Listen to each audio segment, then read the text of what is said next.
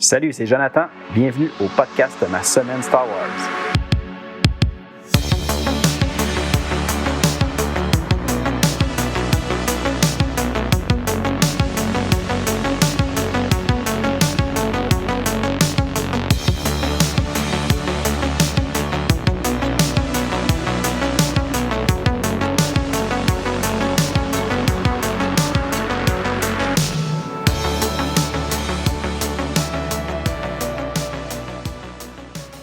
Hey, salut, bienvenue à l'épisode 29 du podcast Ma semaine Star Wars. Avant de commencer l'émission, je voulais prendre un petit moment pour vous parler de quelque chose qui est arrivé au podcast Star Wars en direct, un des plus vieux, je crois le plus vieux podcast, du moins francophone, en lien avec Star Wars. Ils ont eu une petite malchance dernièrement. Meta, qui est la compagnie qui possède Facebook, Instagram et possiblement d'autres plateformes, ont fermé leur page, leur compte Facebook et Instagram. Puis du jour au lendemain, ils se sont retrouvés avec ils ont perdu, si on veut, l'accès à une grande partie de leur communauté. Puis là, Danny Pépin, qui est le fondateur de Star Wars en direct, a publié une vidéo sur YouTube qui explique un peu cette situation-là. Puis aussi, il invite tout le monde qui était abonné avant à Star Wars en direct ou même à des nouvelles personnes qui voudraient s'abonner à les rejoindre sur leur nouvelle page Facebook et Instagram. Puis je voulais prendre tout simplement un petit moment pour, si jamais dans certaines personnes d'entre vous, les connaissaient pas, d'aller les joindre tout de suite parce que c'est vraiment un podcast exceptionnel. Je suis un grand fan de ce podcast-là. Puis sinon, si vous les connaissez déjà puis que vous n'étiez pas au courant, je vous invite, vous aussi, à tout de suite aller vous réabonner à leur page. Puis je vais vous dire un peu c'est quoi le nom de leur page. Pour Instagram, c'est SW en direct.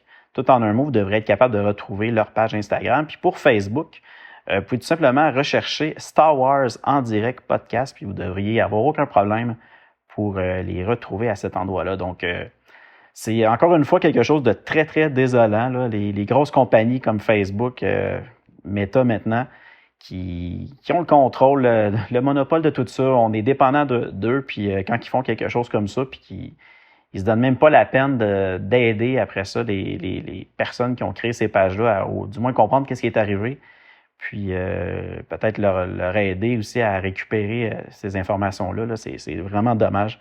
Donc, lâchez pas, en tout cas, Star Wars en direct. Moi, je vais être encore là, je vais vous suivre, c'est sûr, pour tant et aussi longtemps que vous allez exister. Donc, longue vie à Star Wars en direct, puis lâchez pas. C'était juste le petit message que je voulais vous faire aujourd'hui avant l'émission pour aider faire un minimum de mon côté pour les aider. Même si présentement, il n'y a pas énormément de monde qui écoute l'émission, mais je voulais prendre quand même un petit moment pour faire ma part. Sinon, aujourd'hui, on va parler des numéros 16 à 18 de la série de comics Knights of the Old Republic. Mais comme je fais tout le temps, avant de commencer l'émission, on va faire un petit retour sur ma dernière semaine Star Wars. Puis cette semaine, je peux vous dire que j'ai quand même beaucoup avancé dans mes lectures que je veux faire pour me préparer à la nouvelle série Ahsoka qui s'en vient très, très bientôt au mois d'août.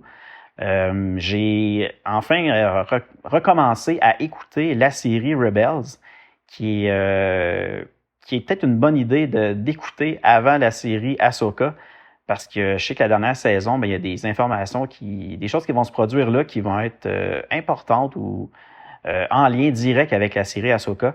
Donc, moi, j'ai recommencé cette série-là. Je suis dans la première saison, j'avance quand même assez rapidement. Puis j'ai même ajouté plusieurs petits comics Rebels qui avaient été publiés à partir de 2014, quand la série Rebels avait été créée. C'est des comics qui étaient seulement disponibles au UK en magazine. Je pense que je vous en avais parlé aussi la semaine dernière. Puis, je les lis de façon en incluant chaque petit numéro à la position dans la ligne du temps de la série Rebels. Donc, des fois, entre 2 épisodes, je m'en vais lire le petit comic qui se positionne là, puis je continue comme ça. Donc, je lis en parallèle ces comics-là avec l'écoute de la série. Puis, à date, je peux vous dire que c'est vraiment intéressant, ces petits comics-là. Puis, Dark Horse Comics ont sorti il y a quelques années une compilation de tous ces comics-là qui est disponible maintenant ici en Amérique. Donc, c'est très facile à vous le procurer. dans plusieurs boutiques de comics. Donc, moi, je vous invite à vous les procurer. C'est quand même très intéressant. Sinon, j'ai lu aussi le deuxième roman jeunesse au service de l'Empire qui a comme titre « Des rebelles dans les rangs ». Ça, c'est complété. Je peux vous dire que j'aime vraiment cette petite série-là. Pour une série jeunesse, je trouve que l'intrigue est intéressante. Puis même que je commence vraiment à m'attacher au personnage principal de cette petite série-là que Ezra Bridger avait rencontré à un certain moment lorsqu'il a infiltré l'Académie impériale. Donc, c'était vraiment bon. J'ai bien aimé ça. Puis j'ai commencé aussi le troisième tout récemment. Puis c'est encore très prometteur, donc c'est vraiment bien. Sinon, j'ai lu aussi le roman que je mettrais. C'est pas vraiment un roman, c'est plus un genre de petit livre avec des informations qui est en lien avec le personnage de Sabine dans la série Rebels. Puis le titre, c'est Sabine, My Rebel Sketchbook, qui est un peu un équivalent de ce qu'il y avait eu avec Ezra Bridger. C'était comme son journal de Ezra Bridger. Puis à l'intérieur, on retrouve des informations en lien avec Sabine. Ça décrit un peu qui elle est, c'est quoi ses passe-temps, ses passions. Elle décrit son équipement.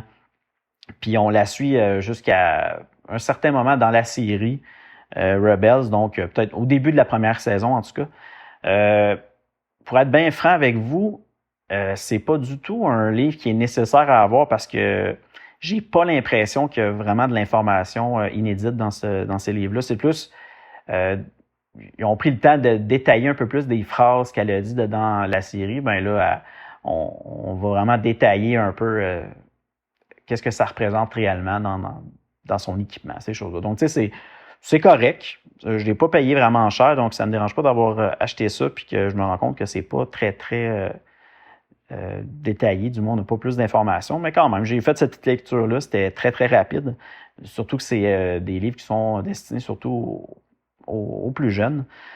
Sinon, une autre petite lecture que j'ai décidé de m'inclure, vu que je suis présentement en train de lire tout ce qui touche les rebelles, j'ai un comic qui est publié chez IDW, qui est présentement IDW ne publie plus rien pour Star Wars, vu que c'est rendu Dark Horse Comics qui ont récupéré les droits. Mais dans le temps, je m'étais procuré le comic Force of Destiny, qui est à l'intérieur, on a des petites histoires, des petits comics en lien avec plusieurs personnages féminins de la série Star Wars de l'univers canon. Puis j'avais vu qu'il y avait une histoire qui est en lien avec Ahsoka et Padmé. Donc j'ai lu cette petite histoire-là. C'était bien, c'était très léger. Surtout qu'encore une fois, Force of Destiny, c'est destiné au public féminin en majorité, puis aussi aux plus jeunes. Mais je trouve que c'était quand même agréable comme lecture. Sinon, il y a aussi, à l'intérieur du même comic, une histoire en lien avec Hera de la série Rebels. Celle-là aussi, je l'ai lue, puis celle-là, je l'ai trouvée quand même très intéressante, une petite aventure parce qu'elle doit aller aider justement des personnes qui sont persécutées par l'Empire. Puis c'était quand même très bien, ça aussi, j'ai vraiment aimé ça. Puis sinon, comme je vous le disais tantôt, j'ai débuté la lecture du troisième roman jeunesse au service de l'Empire qui se nomme Justice impériale. Puis cette fois-ci, là, Ezra est plus là, donc on est revenu surtout avec le personnage principal. Puis c'est vraiment bien, ça commence vraiment à s'orienter beaucoup dans l'infiltration. Là, on voit tout ce qu'ils sont en train d'essayer de comprendre de l'Empire, comment ils persécutent tout ça. Puis eux, sont en train d'essayer d'avancer là-dedans. Puis notre personnage principal elle tente de retrouver ce qui est arrivé à sa sœur qui supposément aurait déserté l'Empire, mais lui, il sait très bien que c'est pas le cas, puis que sûrement qu'il lui est arrivé quelque chose, puis il tente de trouver des réponses pour ça. Donc, c'était vraiment bien. J'aime ça, cette lecture-là, ça va bien. Puis là, après, le troisième va rester tout simplement le quatrième. Puis après ça, ça va déjà être terminé pour cette petite série-là. Mais pour l'instant, je vous dirais que j'ai été agréablement surpris par cette mini-série-là. Puis je vous la suggère, si vous êtes curieux d'aller en apprendre un peu plus sur d'autres personnages un peu moins connus, je vous dirais que ça vaut vraiment la peine. Donc maintenant, c'est tout. C'est tout ce que j'avais à vous dire pour cette semaine. Donc on va pouvoir y aller avec notre lecture d'aujourd'hui, les épisodes 16 à 18 de Knights of the Old Republic.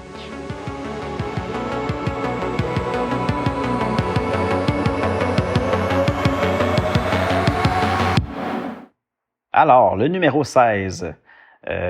Cet arc-là se nomme Knights of Anger en 3 parties, 16, 17 et 18. Puis, comme tout ce qui est les comics de Knights of the Old Republic, mais c'est écrit par John Jackson Miller. Puis, pour le numéro 16, on a au dessin Brian Ching. Et ce numéro-là est paru chez Dark Horse Comics le 2 mai 2007. Donc, on retrouve Maître Ranate qui se réveille d'un cauchemar ou d'une vision qu'elle vient tout juste d'avoir en lien avec Zane Carrick sur la planète Taris.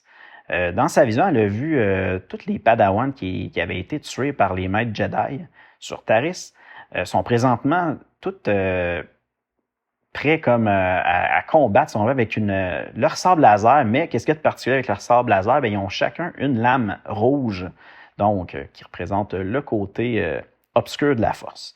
Puis là, elle est convaincue, Ranate, que la seule façon de mettre fin à ces visions-là, ben, c'est qu'elle doit absolument éliminer Zane Carrick et celle qui l'accompagne, Jarael.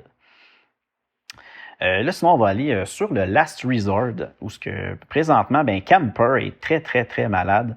Puis on voit que Roland, qui est récemment sorti de sa cachette, ben, comme Roland s'y connaît un petit peu en médecine, ben, il tente de le guérir. Mais malheureusement, ses connaissances sur l'espèce des Arcaniens, qui est l'espèce de Camper et de Jael, ben, sont très limitées, donc il n'est pas capable de bien traiter Camper. Donc à ce moment-là, ben, Jael elle décide de se rendre sur la planète Arcania pour trouver un moyen de traiter Camper, puis c'est la première fois que Jael va se rendre sur son monde natal. Puis là, elle n'aura pas le choix d'y aller complètement seul parce que Camper, on le sait, il se cache depuis plusieurs années de l'entreprise médicale locale du nom de Adascorp. Donc là, sur Arcania, Jael ben, a fait la rencontre d'un nouveau personnage, Zadawi, une offshoot. Offshoot, c'est le nom un peu qu'on donne au type d'Arcaniens comme Jael et Camper. On apprend que les offshoots, ben, c'est un peu un sous-peuple de la planète Arcania, parce que sur Arcania, il y a 2 classes de personnes. Il y a les pur sang et sinon les offshoots. Puis là, évidemment, pour les offshoots, ben, c'est pas permis d'aller dans la grande ville Adascopolis, au centre médical. Donc, Zadawi va montrer à Jael comment se déguiser pour se faire passer pour une pur sang. Donc, le lendemain, Jael, ben, elle se déguise, puis elle se rend au centre médical pour demander un remède pour guérir Camper. Mais lorsque les personnes consultent le diagnostic de Camper, ben, ils comprennent tout de suite que finalement, Camper, ben, c'est un offshoot. Donc, Jarael ben, tente de soudoyer l'homme, mais celui-ci appelle aussitôt la sécurité. Puis là, à ce moment-là, Jarael, la seule chose qu'elle peut faire, ben, c'est de prendre en otage l'homme pour tenter justement de se sortir de cette situation-là. Mais à ce moment-là, il y a une autre personne qui arrive et qui lui dit de la suivre, ou plutôt de le suivre parce qu'il connaît la raison pourquoi elle est là, puis il sait qu'il peut l'aider pour ses recherches. Si on revient sur le Last Resort, ben Camper se réveille, puis au même moment, il y a une alarme qui se déclenche. Puis là, ce qu'on voit, c'est qu'il y a un vaisseau, le Arcanian Legacy, qui sort de l'hyperespace et qui envoie une communication holographique. Donc, dans cette communication-là, ben, c'est le seigneur Adaska de la compagnie Adascorp et Jarael qui communiquent avec eux. Puis là, on voit que Jarael, ben, elle demande à Camper de lui faire confiance.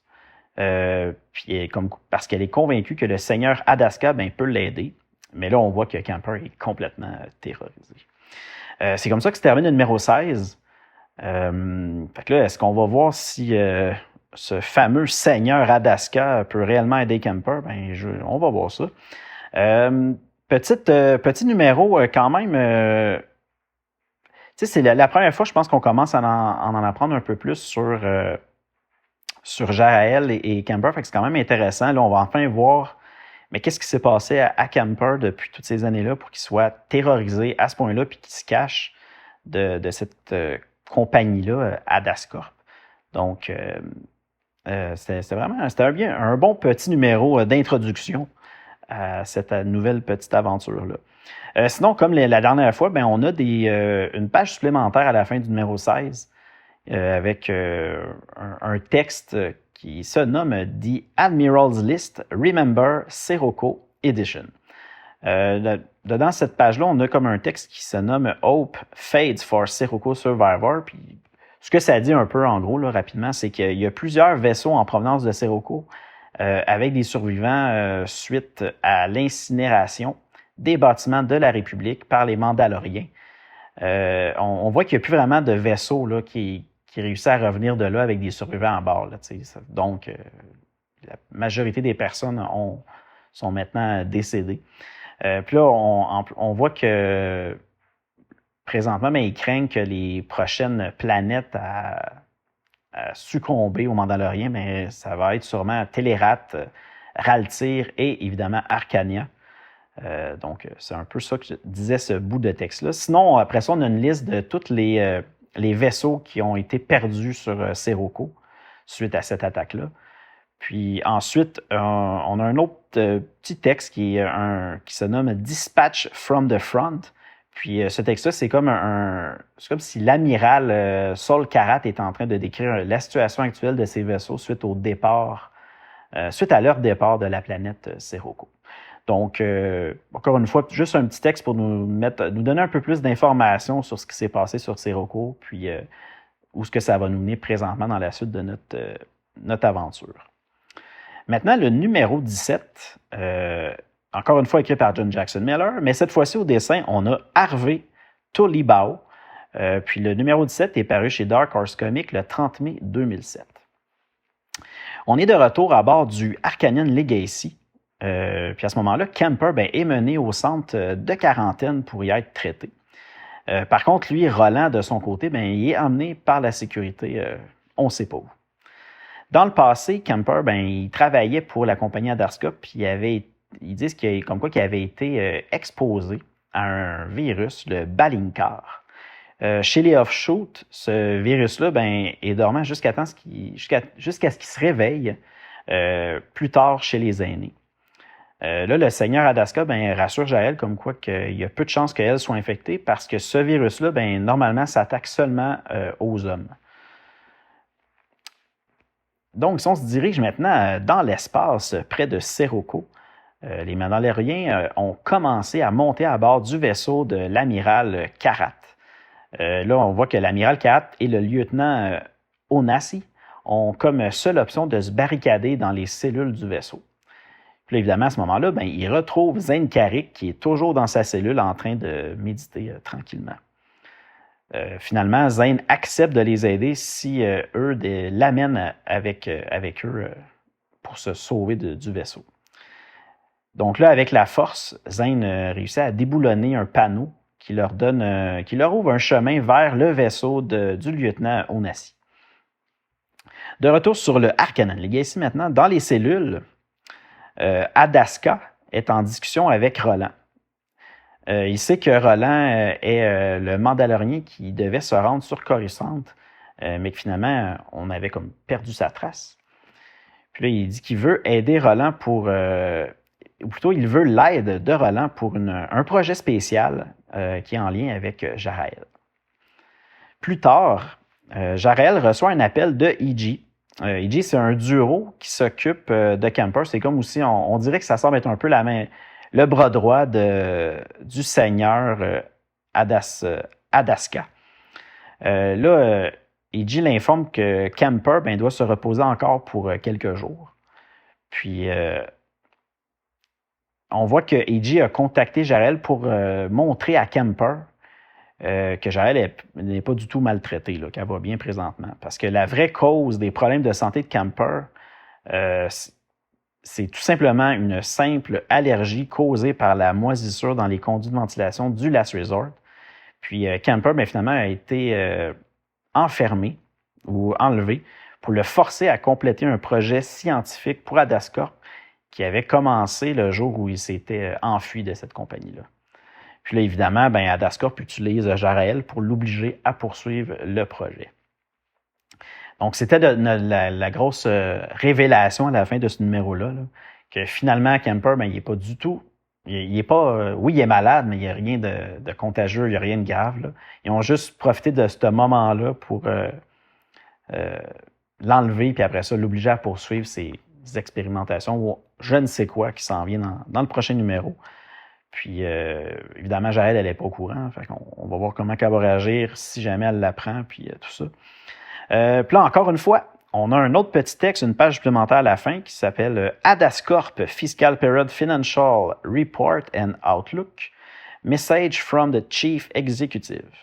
Comme ça le dit dans le titre, c'est un message du chef exécutif Arco, le 8e seigneur Adaska. On apprend que l'attaque surprise des Mandaloriens a contribué à une instabilité pour leur période fiscale à cette compagnie-là. Puis là, il nous montre après ça, on passe un peu au travers de qu'est-ce que la compagnie fait finalement dans... c'est quoi leur spécialité? On voit qu'ils ont une filiale qui est en lien avec les services médicaux. Ils ont aussi une division de recherche et de développement pour tout ce qui est militaire. Évidemment, du service financier. Puis, après ça, il y a comme une autre section qui parle un peu des promesses de leurs droïdes qui opèrent des mines dans des environnements inhospitaliers pour des êtres vivants. Donc, c'est plus comme nous donner une image rapide un peu de la compagnie, vu qu'on n'en a pas beaucoup d'informations dans le comic. Donc, c'est comme ça que je l'ai vu. Fait que si ça vous intéresse, c'est pas trop long à lire, ça vaut peut-être la peine de le regarder. Puis, comme ça, au moins, vous allez connaître un peu plus Adascorp. Maintenant, le numéro 18, la dernière partie de cet arc d'histoire-là de Knights of Anger. Encore une fois, John Jackson Miller à l'histoire. Sinon, au dessin, on est encore cette fois-ci avec Harvey Tolibao. Puis, le numéro 18 est paru chez Dark Horse Comics le 25 juillet 2007. Là, on se déplace sur Télérat. On voit que les autorités ordonnent l'évacuation de la planète suite à la perte du vaisseau, le Courageous, qui est le vaisseau de Saul Karat et évidemment de toute la flotte qui l'accompagnait.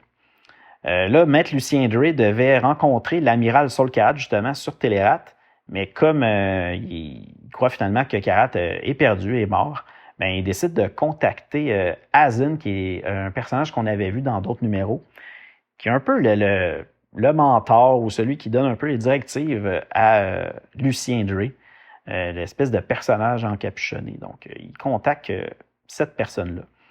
Puis là, croyant que Zane Carrick, lui aussi, est perdu, lui aussi est mort vu qu'il était dans le vaisseau du Courageous, il demande finalement à Lucien d'investiguer une nouvelle menace. Puis la menace, c'est le seigneur Arco Adaska.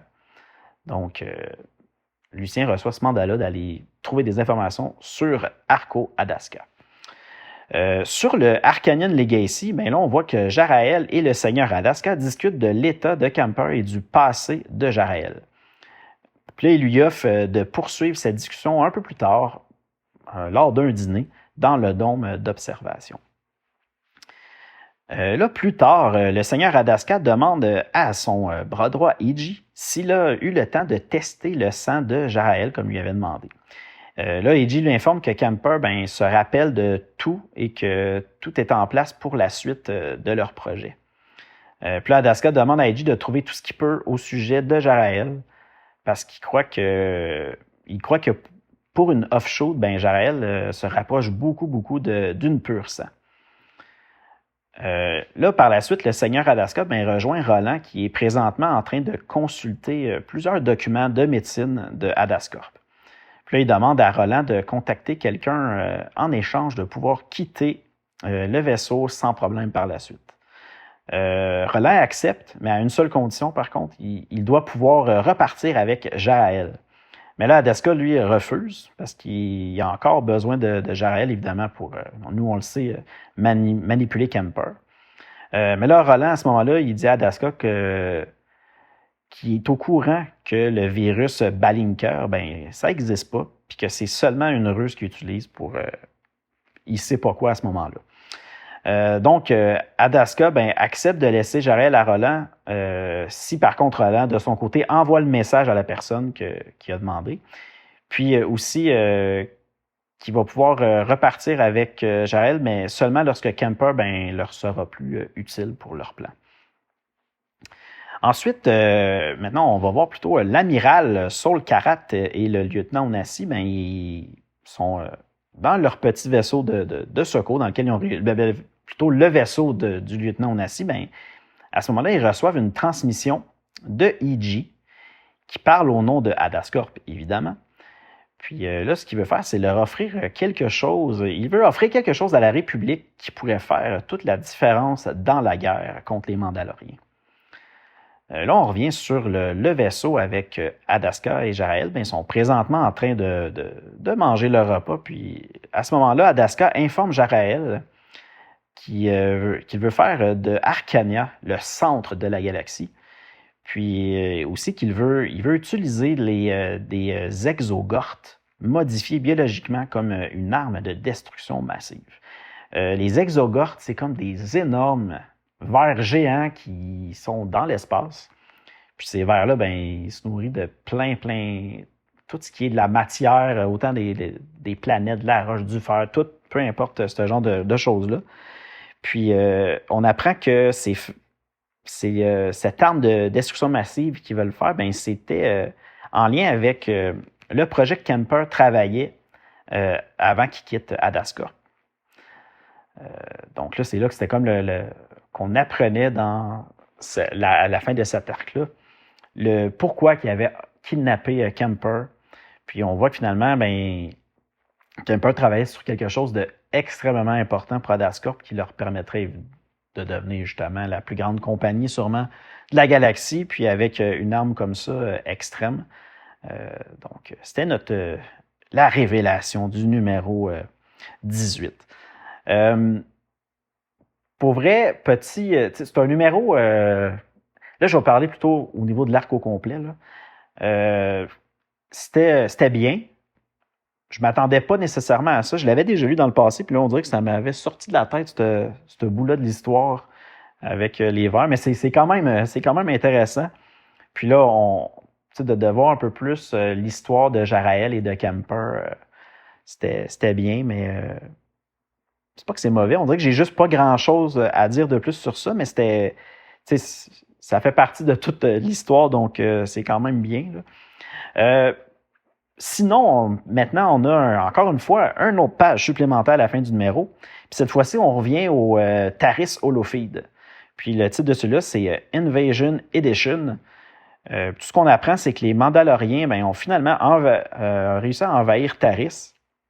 Puis maintenant, on peut même voir des troupes mandaloriennes dans les rues de la Haute-Ville. Puis là, l'équipe qui fait le Taris Holofeed, ils ont réussi à tout se déplacer, l'équipe au complet, puis se réfugier dans un hôtel de la ville. Puis là, on voit même que pendant qu'il nous décrit tout ça dans l'Holofeed, on voit qu'à la fin, on perd la communication avec eux. Puis là, on voit tout ce qu'on voit, c'est comme genre, il n'y a plus de signal. Là. Fait que je pense qu'il est arrivé quelque chose de un peu tragique avec eux. On verra bien plus tard. On est déjà rendu à parler du prochain épisode, mais juste avant, je vais faire juste vous informer, je vais être en vacances très, très, très bientôt. Donc, on va avoir une petite pause de 2 semaines avant d'avoir le prochain épisode. Donc, j'ai décidé de me donner un peu de temps. Je pensais être capable de prendre l'avance un peu dans les émissions puis vous sortir au moins 2 épisodes supplémentaires pour que vous ayez quelque chose à écouter pendant mes semaines de vacances. Mais malheureusement, vie familiale oblige, j'ai pas réussi à le faire d'avance. Donc, à la place, on va y aller avec un 2 semaines off, un 2 semaines de pause, puis on reviendra en force après, ça va être correct. Là. Je m'en excuse d'avance, mais je pense que ça va juste être mieux comme ça que de vous sortir des épisodes super vite, puis que j'ai pas bien pris le temps de les préparer. Donc, c'est une petite pause que je vais prendre comme ça. Sinon, au retour des vacances, on va poursuivre notre lecture, encore une fois, de Knights of the Old Republic, mais avec les numéros 19, 20 et 21. Puis cet arc d'histoire-là se nomme Days of Hate. Petit résumé rapide, on va retrouver encore une fois l'amiral Sol Karat, le lieutenant Onazi et leur prisonnier Zane Carrick, qui sont maintenant à bord du Harkonnen Legacy parce qu'ils avaient été invités par le seigneur Adaska. On va aussi voir que le seigneur Adaska attend d'autres invités surprises qui devraient arriver éventuellement. Puis, lors de cette rencontre, le seigneur Adaska a l'intention de vendre aux plus offrants sa nouvelle technologie pour contrôler les exogortes et ainsi posséder cette arme de destruction massive qui pourrait faire toute la différence dans la guerre contre les Mandaloriens. Puis évidemment, on va avoir aussi, à la fin de chacun des numéros, des textes qui vont accompagner justement ces numéros-là. Je vais vous les nommer rapidement si jamais vous voulez les lire d'ici le prochain épisode. Le premier, c'est Adascorp Fiscal Period Financial Report and Outlook. Donc, on voit que c'est un autre numéro dans cette série-là qui s'appelle Field Report Project Black Harvest. Ensuite, on a un autre aussi en lien avec The Adjudicator Special Report qui se nomme Tools of the Trade.